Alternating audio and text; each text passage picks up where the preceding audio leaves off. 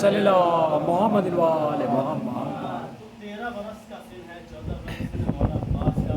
اس وقت جان کا یہ عالم ہے کہ بالکل بے عین ہی ویسی جنگ کر رہے ہیں جیسا کہ مولا کائنات جنگ کرتے تھے۔ کربلا کے میدان میں جناب عباس 32 برس کی تھی۔ اس وقت آپ حجاز کا اور آپ کی تلوار کا کیا عالم رہا ہوگا۔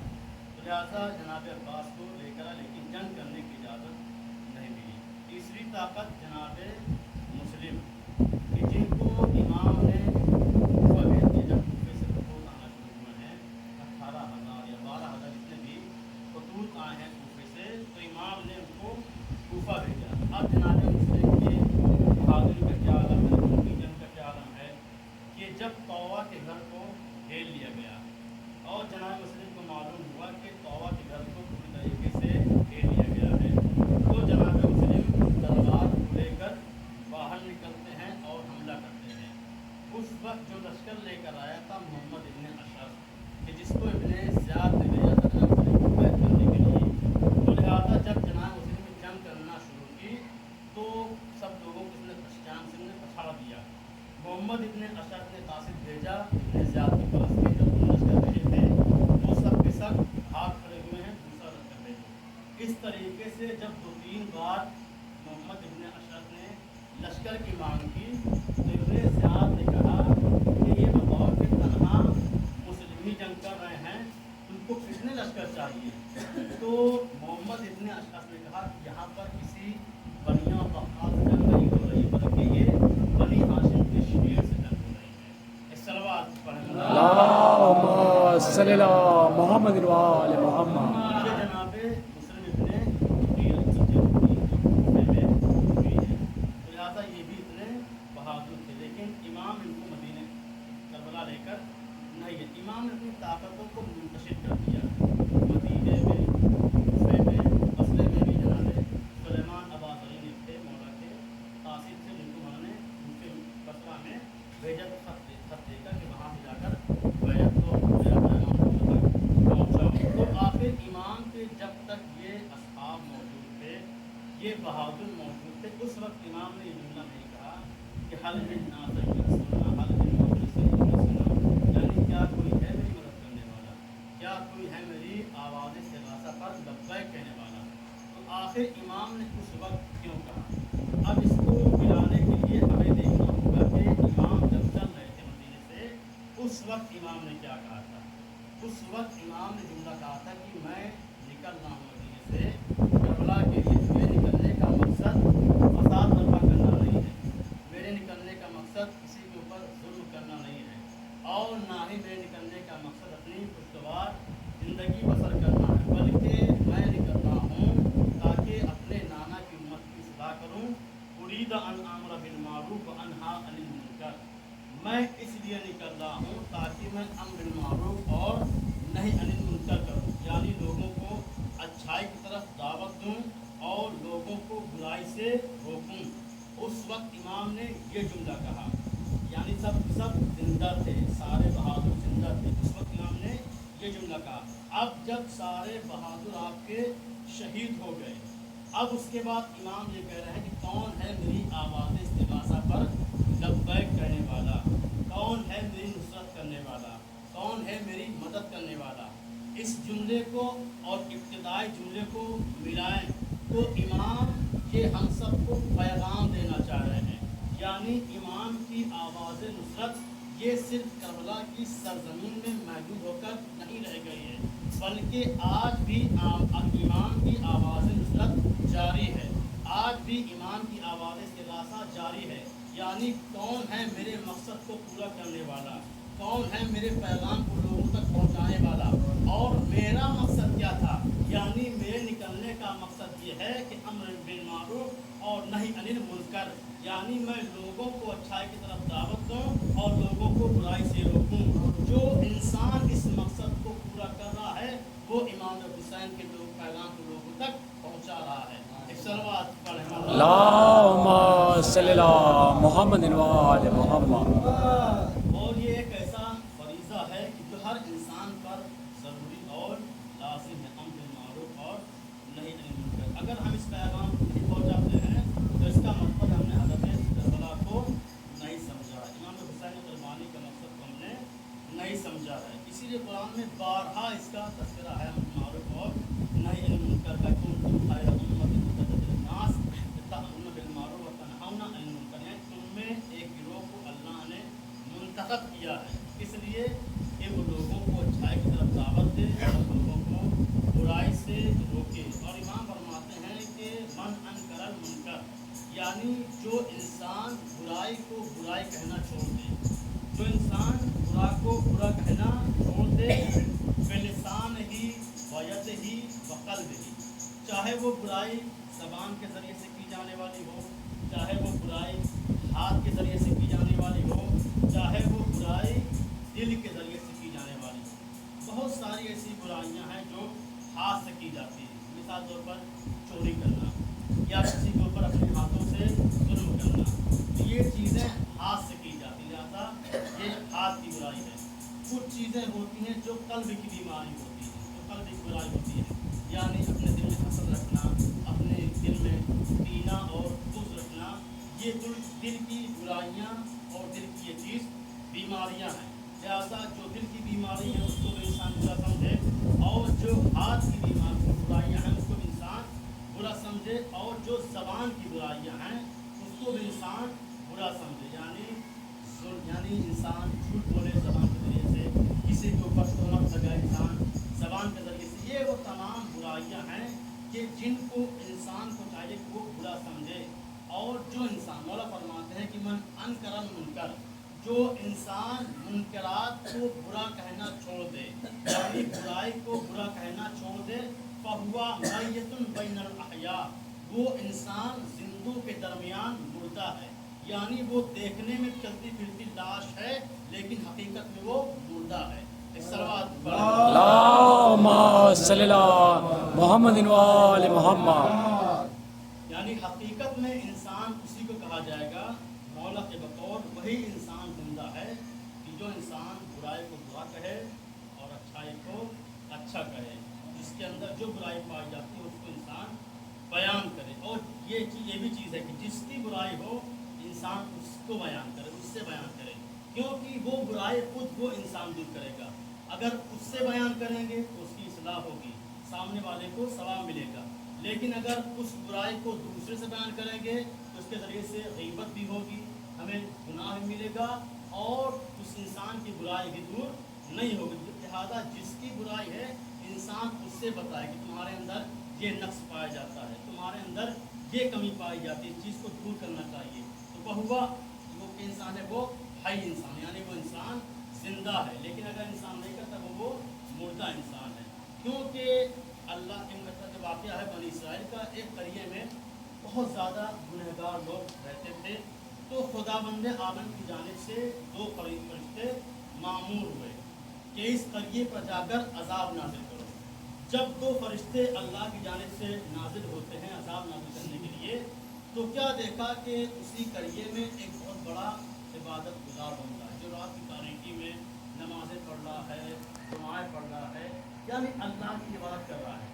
تو 2 فرشتوں میں سے ایک فرشتے نے کہا کہ کیا پتہ ہم سارے قریے والوں کو ہلاک کریں, ان کے اوپر عذاب نازل کریں, لیکن یہ بندہ تو ہمیں نیک معلوم ہوتا ہے, یہ بندہ تو ہمیں اچھا معلوم ہوتا ہے, پتہ نہیں اس کو بھی عذاب کی چپیٹ میں لینا ہے یا نہیں لینا ہے.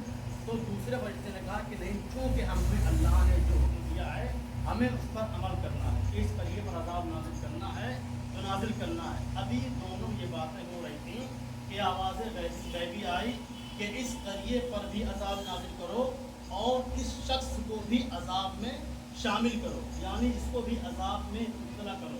کہا پروردگار یہ تو عبادت گزار بندہ ہے. کہا بے شک یہ عبادت گزار بندہ ہے, لیکن اس نے لوگوں کو برائی کرتے ہوئے دیکھا, اس نے لوگوں کو گناہ ملوث ہوتے ہوئے دیکھا, لیکن اس نے اپنی زبان سے ان کو ٹوکا نہیں, ان کو روکا نہیں. لہٰذا سارے قریے والوں کو بھی عذاب کرو اور اس کو بھی عذاب میں مبتلا کرو. اللہم صلی اللہ محمد و آل محمد. تو انسان خود اچھا ہو جائے یہ انسان کا کمال نہیں ہے. صرف انسان اپنا فائدہ نہ سوچے, بلکہ انسان کو چاہیے کہ خود بھی گناہوں سے بچے اور دوسروں کو بھی گناہوں سے بچائے. یہی امام کی عزاداری کا مقصد اور ہدف ہے, یعنی امر بالمعروف اور نہی عن المنکر. اگر ہم اس کو انجام دے رہے ہیں, اس کو کر رہے ہیں, تو ہم امام کے پیغام کو پہنچا رہے ہیں. حضرت کربلا کو ہم پہنچا رہے, اس کے مقصد کو پورا کر رہے ہیں. لیکن اگر ایسا نہیں کر رہے ہیں تو ہم یقیناً ایمان کی ہدف اور ایمان کے پیغام سے ناآشنا اور ناواقف ہیں, یعنی واقف نہیں ہے. بشر حافظ کا واقعہ صاحب ایمان کے زمانے میں اللہم صلی اللہ محمد و آل محمد. یہ صاحب ایمان بغداد کی گلی سے گزر رہے تھے کہ اتنے میں ایک گھر سے موسیقی کی آواز ہے, گانے بجانے کی آواز آئی. جب امام اس گھر کے پاس سے گزرے تو گھر کی کنیز کوڑا پھینکنے کے لیے باہر نکلی. तो इमाम ने उससे पूछा कि ये बताओ कि इस घर का जो मालिक है वो आज़ाद है या बंदा है। तो कहा कि औरत ने कहा, करीम ने कहा कि इस घर का मालिक आज़ाद है। तो उन्होंने कहा कि यकीनन वो आज़ाद है, अगर वो किसी का बंदा होता तो ऐसी हरकतें न करता। ये इमाम कहकर चले गए कि वो मालिक आज़ाद है, किसी का बंदा नहीं है। अब उसके बाद जब ये कनीज़ अपने घर के अंदर जाती है तो मालिक ने पूछा कि क्या हुआ, तुम्हें क्यों देर लग गई। तो कहा कि यहाँ से अभी एक नूरानी शख्स गुजर रहा था, उसने मुझसे पूछा कि इस घर का मालिक आज़ाद है या बंदा है। तो मैंने कहा कि आज़ाद है। तो उसने कहा कि यकीनन अगर वो किसी का बंदा होता तो ऐसी हरकतें न करता, ये गुनाह न करता। जब उन्होंने ये सुना, जिनका नाम बुश्र है, जब उन्होंने सुना तो उनके बदन में लर्जा तारी हो गया और फ़ौरन वो घर के बाहर निकले और पा बरहना वो इमाम की तलाश में निकले और इमाम को पा लिया और कहा कि यकीनन मौला मैं अब तक आज़ाद था, यानी मैं बंदा। इमाम ने कहा था कि अगर ये बंदा होता, यानी अगर ये अपना किसी को मालिक समझता, किसी को अपना खुदा समझता, किसी को अपना खालिद समझता तो ऐसी हरकतें न करता। तो उसने कहा कि मौला अब तक मैं आज़ाद था, लेकिन मैं अब चाहता हूँ कि अल्लाह का हकीकी बंदा होकर ज़िंदगी में बसर करूँ। चूँकि ये इमाम के पीछे पा बरहना दौड़ते, इसलिए इनको बुशरे हाफी कहा जाता है। हाफी कहते हैं पा बरहना वालों को, यानी जो इंसान पा बरहना हो, यानी कभी कुछ न पहने उसको हाफी कहते हैं। उसके बाद से कभी भी उन्होंने अपने पैर में नालन और चप्पल नहीं पहने। उसके बाद इमाम के हाथ पर वो तौबा करते हैं, कहते हैं मौला अब मैं हकीकी बंदा और अल्लाह की बंदगी में ज़िंदगी बसर करूँगा। इस सलवात अल्लाहुम्मा सल्ली अला मुहम्मद व आले मुहम्मद। इमाम के निकलने का मकसद अम्र बिल मारूफ और नही अनिल मुनकर है, यानी लोगों को अच्छाई की तरफ दावत देना और लोगों को बुराई से रोकना। इमाम ने यही सदा बुलंद की, क्या कोई है जो इस अम्र में, जो इस पैगाम को पहुँचाने में मेरी मदद करे। हल मिन नासिरिन यंसुरना हल मिन मुगीसिन युगीसना। जब इमाम ने ये आवाज़ बुलंद की है तो दो खैमों से रोने की आवाज़ें बुलंद हुई, एक जनाब रबाब के खैमे से और दूसरे इमाम सज्जाद के खैमे से। जब इमाम ने आवाज़ सुनी रोने की तो इमाम खैमे में आते हैं, इमाम सज्जाद के, और कहते हैं कि किस बात के लिए गिरिया हो रहा है। तो क्या देखा कि इमाम सज्जाद अपने असा का सहारा लिए हुए मैदान की जानिब जाना चाहते हैं।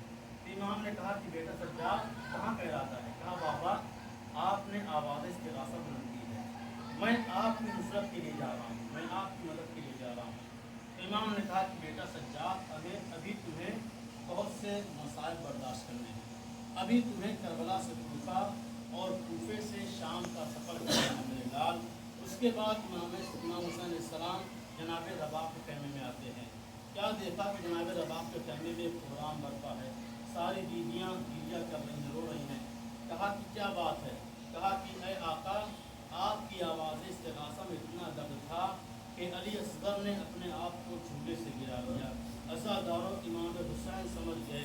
उसके बाद इमाम हुसैन जनाब अली असगर को लेते हैं और मैदान कारज़ार में आते हैं और कहते हैं मलूनों अगर तुम्हारी निगाह में मैं खताकार हूँ, मैंने गुनाह किया है तो इस 6 माह के बच्चे ने क्या खता की है, इसको तो पानी पिला दो।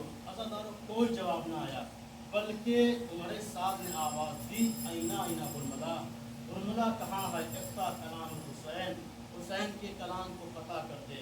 अज़ादारों उसके बाद हुर्मला मलून आता है, तीर को चिल्ले कमान में जोड़ता है लेकिन गिर जाता है, फिर जोड़ता है फिर गिर जाता है। उमर साहब ने कहा कि ऐ हुर्मला मुझसे जब कोई पूछता था कि तेरे लश्कर में सबसे बड़ा तीरंदाज कौन है तो मैं तेरा नाम लेता था, लेकिन आज तू एक छोटे से बच्चे को नहीं मार पा रहा है। अजीज़ों ये सुन्नत है। हुर्मला कहता है मेरे साथ जो मेरी निगाहें देख रही हैं वो तू नहीं देख रहा है। कहा क्या देखता है। अरे कहा जब भी मैं वार करना चाहता हूँ कभी रसूल खुदा सामने आते हैं, कभी अली मुर्तज़ा सामने आते हैं, कभी फातिमा ज़हरा सामने आती हैं और कहती हैं मरून میرے بچے نے تیرا کیا بگاڑا ہے؟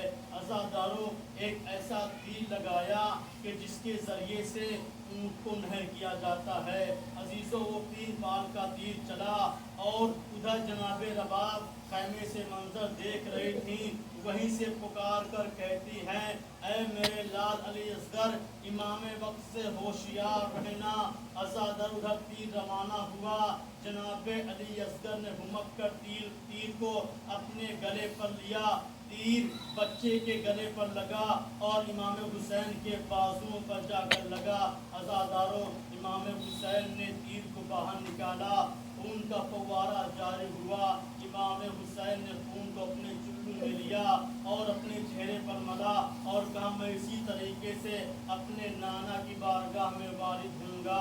اس کے بعد امام حسین خیمے کی جانب بڑھتے ہیں، نہ جانے کیوں امام حسین کبھی آگے جاتے تھے، کبھی پیچھے آتے تھے، کبھی آگے جاتے تھے، کبھی پیچھے آتے تھے، زبان پر فقرہ جاری تھا انا للہ و انا الیہ راجعون جزم بقضائہ و تسلیما لامرہ۔